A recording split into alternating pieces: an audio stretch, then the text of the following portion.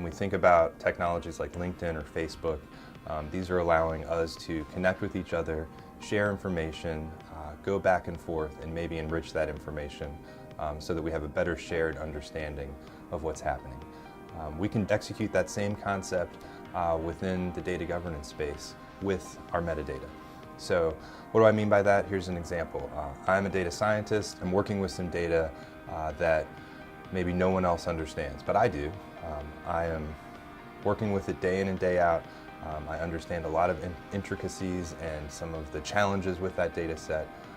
I could keep that on a piece of paper next to my desk, or in the modern data governance world, I can document that and publish that back out to my peers so that they can look at that and get the insight that I had from working with that data for a day or a week or a month.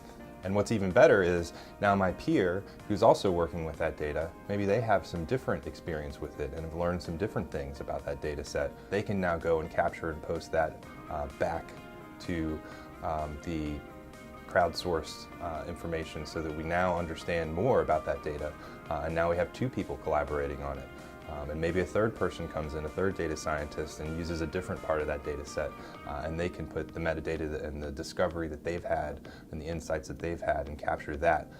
So now we have a crowdsourced set of information about a data set that we have within our data lake. Just like anything, crowdsourcing of information can deliver us with maybe some inaccurate or wrong results, and the same thing can happen in the data governance space. We may have, and it may not be wrong, it may be right for you, but I can't interpret that information the same way. And so that's where we need to have a data governance practice in place so that we have stewardship that's looking at this crowdsourced information, validating it, and making sure that we're publishing out a common understanding of our data, but still allowing folks to see that rich information that people that are actually using the data have written about it.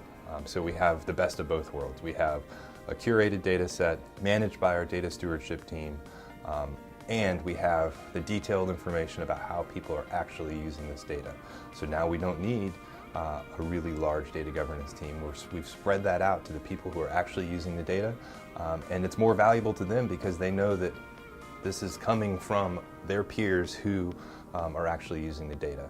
And so when we put all that together, we get a really rich set of metadata that's sourced from our analyst and data scientist communities that let us have a better understanding of the data that we have at hand, and in turn makes it more useful for us, makes our jobs and lives easier, and helps us continue to stay compliant when we need to go to a regulatory agency and say, this is how we were using the data. We have that all stored for us in one common repository through a crowdsourced data set.